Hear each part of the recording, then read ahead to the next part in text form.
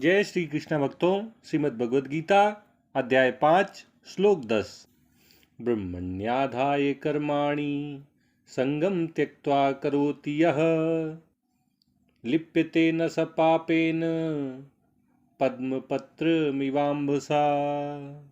भगवान कृष्ण अर्जुन को समझा रहे हैं कि जो व्यक्ति, जो कर्मयोगी अपने सभी कर्मों में आसक्ति को त्याग कर राग और ममता से रहित होकर अपने कर्मों को परब्रह्म परमात्मा को समर्पित करते हुए करता है, वह व्यक्ति पापों से उसी प्रकार लिप्त नहीं होता है जैसे कमल के पत्ते जल से। अर्थात जैसे कमल के पत्ते जल में रहकर भी जल से लिप्त नहीं होते हैं, उसी प्रकार वह भी पापों से लिप्त नहीं होता है, पाप उसे बांधते नहीं है। भगवान कृष्ण अर्जुन से कर्मयोगी की महिमा का वर्णन कर रहे हैं।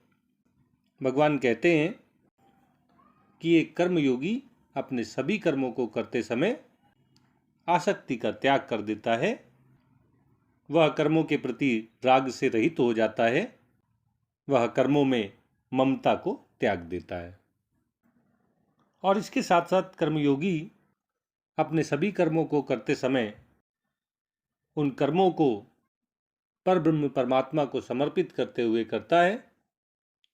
वह जानता है कि उसका ये शरीर, इंद्रियां, मन, बुद्धि, प्रत्येक व्यक्ति, वस्तु सब भगवान की ही है, सब भगवान के द्वारा बनाई गई हैं और भगवान के लिए ही इनका उपयोग मनुष्य को करना चाहिए।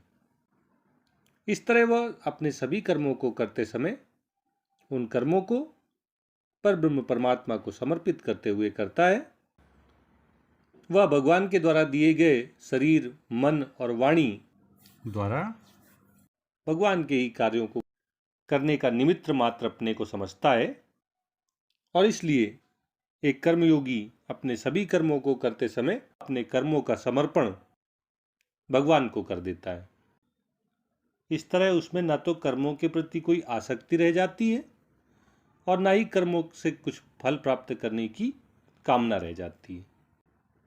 ना उसमें कर्तापन शेष रह जाता है और ना ही उसमें भोक्तापन शेष रह जाता है। भगवान ही प्रकृति और संसार में होने वाली सभी क्रियाओं के करने वाले कर्ता हैं और ये सभी क्रियाएं भगवान के निमित्त हो रही हैं, वे ही इन क्रियाओं का फल भोगने वाले भोक्ता हैं। ये जानकर एक कर्मयोगी अपने सभी कर्मों को परमात्मा को अर्पित करते हुए यज्ञ की भांति कर्तव्य के रूप में करता रहता है। और ऐसा करने का क्या लाभ होता है? भगवान कहते हैं कि जब कोई व्यक्ति अपने कर्मों में आसक्ति का त्याग कर देता है और अपने कर्मों को परब्रह्म परमात्मा को अर्पित करते हुए करता है, तो वह पापों से लिप्त नहीं होता है।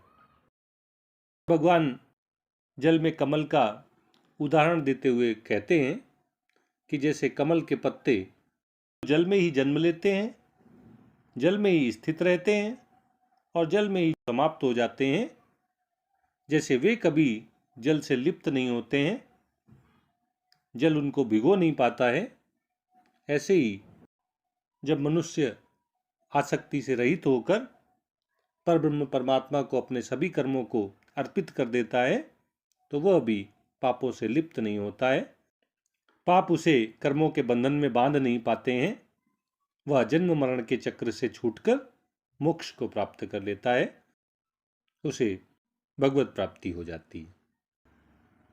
इस प्रकार भगवान अर्जुन के माध्यम से हमें यह उपदेश दे रहे हैं कि अगर हम पापों से मुक्त होना चाहते हैं, अगर हम पापों से लिप्त नहीं होना चाहते हैं, तो हमें अपने सभी कर्मों को करते समय कर्मों के प्रति आसक्ति का त्याग कर देना चाहिए और अपने सभी कर्मों को करते समय उन कर्मों को और कर्मों से प्राप्त होने वाले फलों को परब्रह्म परमात्मा को समर्पित कर देना चाहिए।